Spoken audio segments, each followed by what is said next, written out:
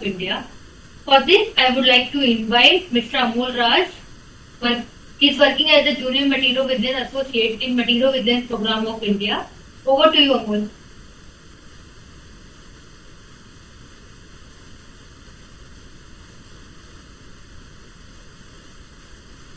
Thank you, ma'am. Am I audible to you? Yes, Amol, you are audible. Okay. Very good afternoon to all of you, all the speakers, participants, and the MVPI team conducting this webinar named Empowering Biomedical Engineers in Reporting Adverse Events Linked to Medical Devices in the Material Vigilance Program of India. My name is Amol Raj, designated as a Junior Material Vigilance Associate in the MVPI program at IPC. In this session, I will give you a brief overview regarding the concept and terminologies of Material Vigilance Program of India and what are its objectives to run this program at a national level. So we are proceeding with our session.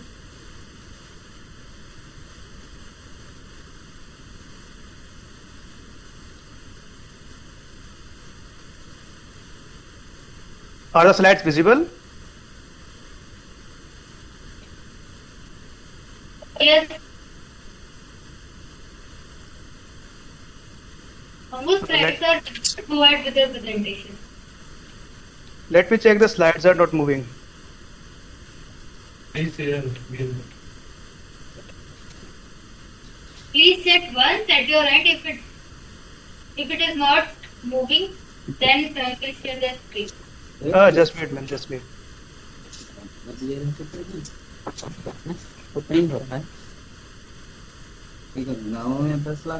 Now the slides are moving. Yes, it is moving. Yes. Okay. So, Indian Pharmacopoeia Commission has certain vision and mandates. In comparison to its vision and mandates, it provides some nationwide services. Like Indian Pharmacopoeia thirdly publishes the Indian Pharmacopoeia book, which is a book to set the official standards of drugs, and all the indigenous manufacturers have to comply according to these standards to maintain the efficacy of the drug. Secondly, Indian Pharmacopoeia also publishes the reference and impurity standards. The purpose of this reference and impurity standards are to define the certain limit of impurity in an active pharmaceutical ingredient like organic, inorganic, and residual impurities. The purpose of setting the impurities to increase the efficacy of drug and not to increase the impurity beyond its defined limit. Thirdly, the Indian Pharmacopoeia Commission also publishes the National Formulary of India. It is a book to promote the rational use of generic medicines and is mostly used by healthcare professionals and various paramedical students to get the brief knowledge of drugs and its adverse effects being incorporated in the book. Lastly, the Indian Pharmacopoeia Commission runs 2 national level programs to promote the patient safety in India. First one is the Pharmacovigilance Program of India and second one is the Material Vigilance Program of India. Here we will specifically talk regarding the Material Vigilance Program of India. So what is material vigilance? See, the word material vigilance is basically made up of 2 words. Material means any type of materials used in the clinical settings, and vigilance means to keep an eye on the post-marketing surveillance of these type of devices used in the clinical settings.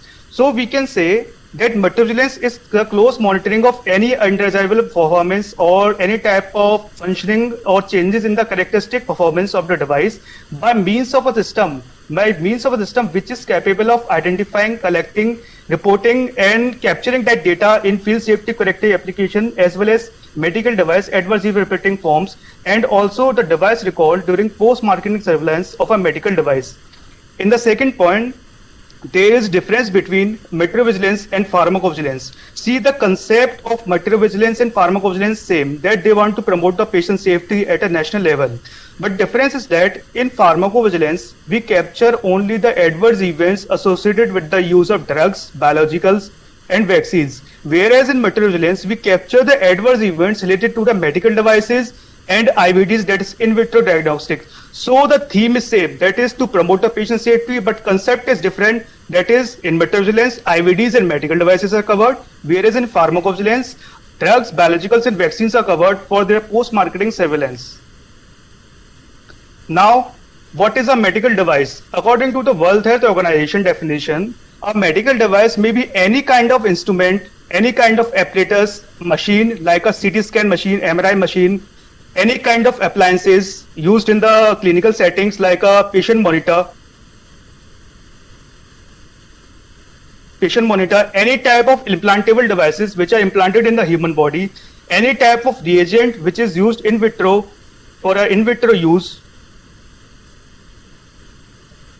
any kind of software products which are used, the machines which are based on the software which are used in the clinical settings, and maybe any kind of materials.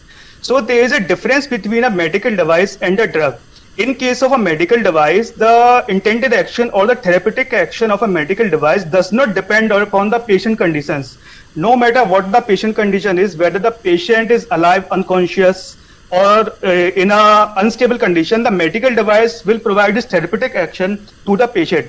But in case of drugs, it is seen that the pharmacological action of drug is altered or affected by the body immunological, biological or metabological processes. So this is one of the difference, and further differences between a medical device and a drug will be covered in the next slide deck.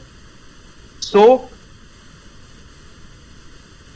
what is the use of medical device? What is the use of medical device and its purposes? For the diagnosis, prevention, monitoring, treatment or alleviation of any kind of disease, for control of conception, and it is used in disinfection of medical devices to support or sustaining life conditions, and to provide information by use of in vitro examination of specimens which are being taken from the human body.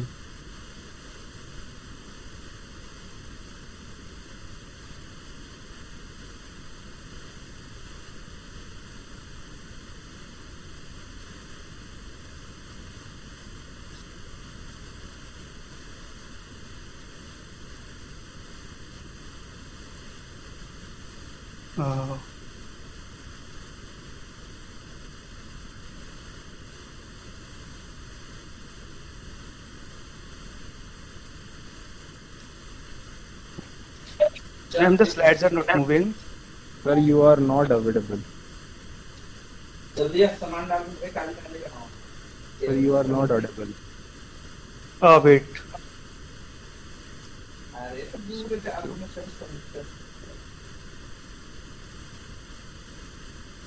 Now am I audible? Yes, sir. Yes, you can proceed. Okay. I was audible in this slide or not? Just confirm. Yes, sir. Yes. Okay, so I am proceeding towards my next slide. What is an in vitro diagnostic? So firstly, we have covered the medical device. Now secondly, we will cover in vitro diagnostic, which is also controlled under the MVPI program. So in vitro diagnostic may be any kind of reagent instrument which is used in the diagnosis or disease state of a patient, or in a disease condition. It is also used in determination of health to determine or to mitigate or to in a disease prevention. It is basically intended for collection and preparation of specimens which are derived from a human body, where there are various examples of in vitro diagnostic like pregnancy test kit, HIV testing kits, blood pressure monitoring, blood glucose testing kits. So these are the certain examples of IVDs, and they can be used in the household settings also, besides the clinical settings. Now this is a major difference between a drug and a medical device. So we can see here there are multiple differences between a drug and medical device. A drug is based or developed according to the chemistry and pharmacology of the chemical entity, whereas a device is based or designed according to the engineering ideas. Secondly, a drug is evaluated or seen in the terms of safety and efficacy or the therapeutic action. What the therapeutic action is being provided by the drug. Whereas a device is seen for its safety and performance in terms of its accuracy.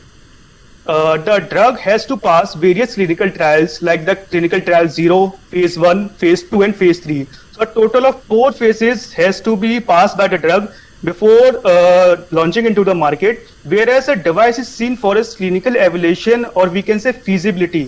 Feasibility means the ease of use by the consumer or the patient. Fourth one, we have the drug is developed according to the good manufacturing practices, whereas a device is developed according to quality management system of the medical devices.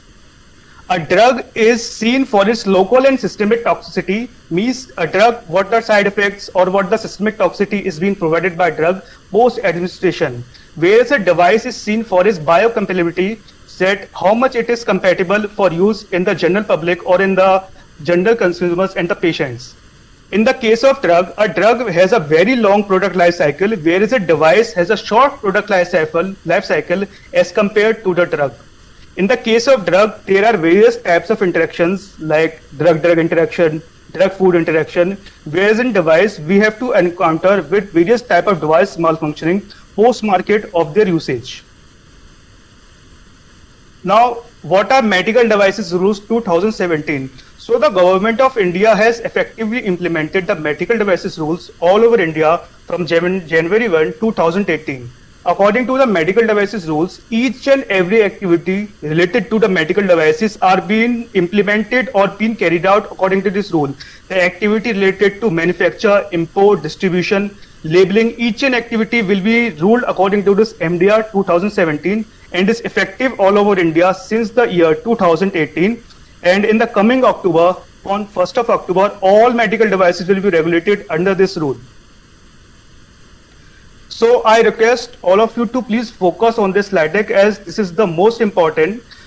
Like in drugs, we have a classification system. The drug is classified on the basis of its chemical salt or chemical entity from basically from which chemical class they begin or they are drawn from. But in the case of medical devices, the medical devices have been classified according to the risk level of their usage. So there is a class A of medical devices. The first class is class A, means the low risk medical devices. The examples of class A medical devices are thermometers, surgical dressings, and so on. The class B medical devices are also known as low moderate risk medical devices, and examples are hypodermic needles, suction equipment, hematology reagent kits. The class C medical devices are moderate high risk medical devices. It is the another name of class C medical devices, and it covers devices like ventilator, intraocular lenses, bone fixation plate. And the class D are the most high risk medical devices and basically covers all type of implantable medical devices. So the list of this risk classification is not limited to here. These are being incorporated for some demonstration purposes. So as the risk class increases, for example, class A medical devices are at the lowest risk of causing any type of adverse events. As the risk class increases, the chances of occurrence of an adverse event also increases associated with the medical device. So we can say class A is the lowest risk and the class D medical devices are at the highest risk for causing an adverse event to the patient. The CDSCO has classified these devices in brief and the list of these devices is available over the CDSCO website and are not limited only to these devices. This is a list of notified medical devices. Notified means the devices which are regulated by CDSCO, but in the coming October, from 1st of October, all the medical devices will be regulated according to the medical devices rules.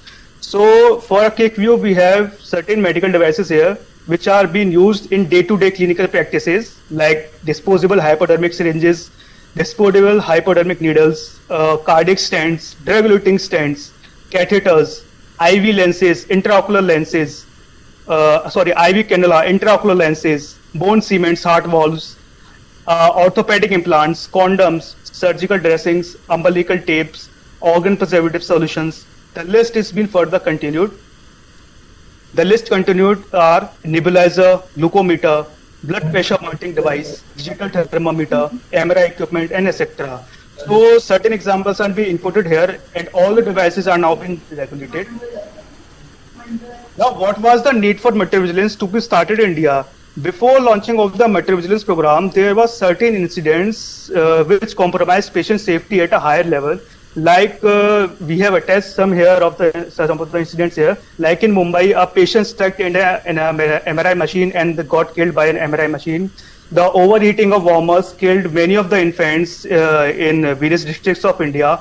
The infrared thermometers given a wrong reading due to a temperature change in the environment. And many more are there. That 100 babies die at a single hospital in Rajasthan due to multiple medical device safety issues. So, taking in concept of the issue, the Government of India, Ministry of Health and Family Welfare, announced the Material Vigilance Program of India in the year 2050 in order to ensure the safety of medical devices all over India, especially for the Indian population. So this was the need for material vigilance to be started in India.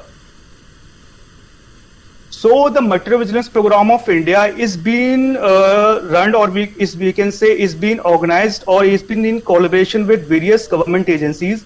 First one is the Indian Pharmacopoeia Commission. This is the National Coordination Center for the Material Vigilance Program of India. Previously, the National Coordination Center for this program was SCTI-MST, that is Sri Chitra Tri-Regional Institute of Medical Sciences and Technology. From the year 2015 to 17, this program was with SCTI-MST, but in the year 2018, this program was handed over to Indian Pharmacopoeia Commission, along with NHSRC, which is the government agency to provide technical support and resources material to this program. This is National Health System Resource Center. So these are the organizations which are combinedly running this program to promote patient safety at a national level in India. So in the major thing in this program is that CDSC is the National Regulatory Authority and IBC is the recommending body of this program. Any type of medical device recommendations or case analysis, after the case analysis, the device recommendation is being sent to CDSCO. So IPC is the recommending body. This is a major thing to be known, that IPC is the recommending body and CDSCO is the National Regulatory Authority, the NRA. So the further actions in terms of any type of medical device or IVD is finally taken by the CDSCO at the investigational level. So these are the medical device adverse event monitoring centers pan India. In Material Vigilance Program of India, we enroll various medical as well as private colleges all over India, because the National Medical Commission and the Health Secretary of India wrote a letter to mandate the medical colleges on whether it is government or private to enroll in PVPA and NVPA program. In vision of that, various centers have enrolled in the Material Vigilance Program of India. So currently we have 387 medical device monitoring centers all over India. We have increased this number and we are working on to increase this number in future also. So we can see this is the state-wise distribution of medical device monitoring centers. We can see the southern part is contributing in major reporting of medical devices. So like in Karnataka, we have 31 centers, in Kerala 64, in Puducherry 4, in Tamil Nadu 24. So we are encouraging all the states to report the medical device adverse events, if any, to the Material Vigilance Program of India to strengthen the Indian specific database of medical devices. Here are some of the key achievements of MVPI. In relation to that, Indian Pharmacopoeia Commission have recognized 387 medical device monitoring centers all over India. Secondly, we have also developed a medical device adverse event reporting form version 1.1. We have two types of form. First one is for the healthcare professional and second one is for the general public, or we can say the consumers. Thirdly, we have also developed a reference standard manual for medical devices. And lastly, we have retrieved more than 18,000 reports till date, till August 2023. From the year 2015 till August 2023, we have received approximately 18,000 medical device adverse event reports. But if we compare this data with the Pharmacovigilance Program of India, the ICSR received in pharma PVPI is in approximate lakhs. But here it is 18,000 only. So the purpose of this webinar is to promote and to encourage biomedical engineers to report any type of adverse event, whether it is serious, non-serious, frequent, rare, known or unknown, to the Material Vigilance Program of India to increase the Indian specific database and to generate a database which is linked to medical devices. Here is the reporting statistics of the medical device adverse event.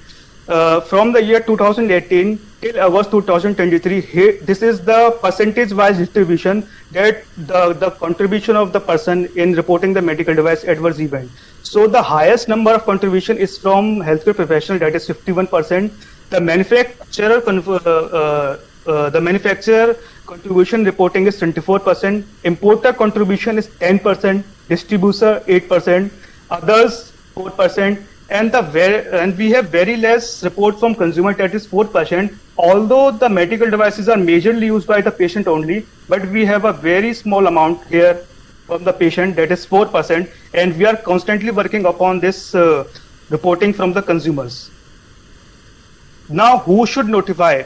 Means who should report a medical device adverse event if it is occurring with any person or any patient? See, there is no barrier in reporting medical device adverse event. Any type of person, whether it is a biomedical engineer, nurse, pharmacist, doctor, importer, manufacturer, even the general public can also report any type of medical device adverse event to the NCC, MVPI, IPC. So there is no such barrier that it is a particular responsibility at that person to report. Each and everyone is free to report medical device adverse event to promote patient safety. And it is a novel cause, and we can say a moral responsibility of a healthcare professional to report.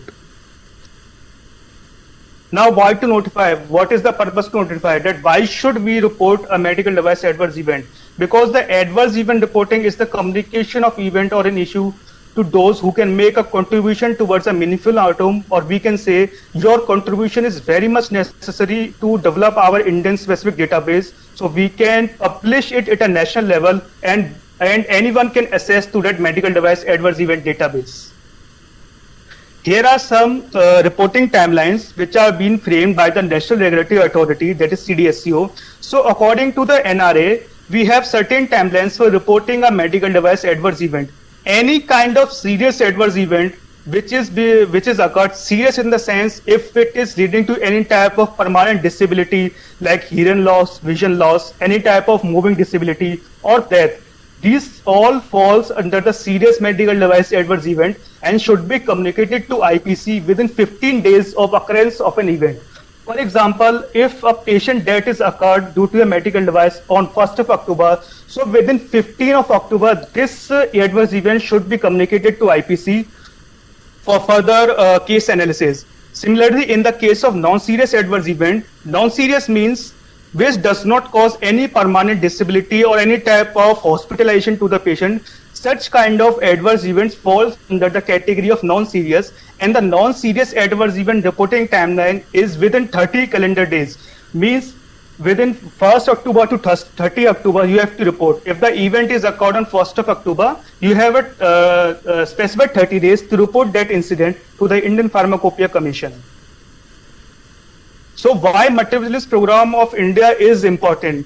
It is important to promote the safety of 1.39 billion of Indian population, and to provide a medical treatment is the mandate of Indian government. Effective medical treatment is the mandate of Indian government, and various studies and research studies have revealed that the medical device adverse events in India are leading to hospitalization of the patient and also contributes in an economic burden on patients as well as on the country.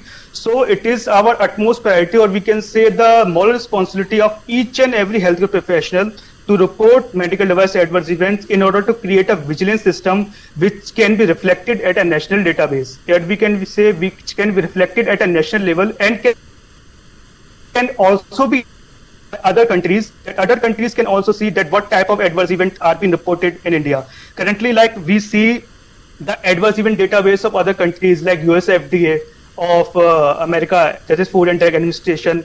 Health Canada has its own database. Australia, that is Therapeutic Goods Administration, has its own database. So each and every country is having database, but India is lacking in terms of this database. So we are constantly striving hard and promoting the healthcare professionals as well as the consumers to report more and more to the multi-vigilance program of India. So here are some of the communication ways by which we can report an adverse event to the medical device, to the MVPI program. Further, these reporting modalities will be discussed by my colleague, Ms. Nikita Mishra. So firstly, we have IPC website, that is ipc.gov.in. Here you can visit and see the MVPI. Full MVPI program is given there, the reporting modalities and further progress made in MVPI till date. Secondly, we have also a toll-free helpline number, that is 1800-180-3024. This toll-free helpline number is active from 9 a.m. to 5:30 p.m. Any type of medical device adverse event can be communicated over this toll-free helpline number. We have also developed a ADR PVPI mobile app. Over this application also, you can report any type of medical device adverse event. Further, we are also in the pilot phase of developing the adverse drug reaction monitoring system, in short known as ADRMS. Upon ADRMS also, you can report any type of medical device adverse event, and it is very easy and feasible to report any type of ADR or MDAE, that is medical device adverse event, over that ADRMS. So ADRMS has been employed for medical device monitoring centers as well as general public also. Each and everyone can report over that. I hope the concept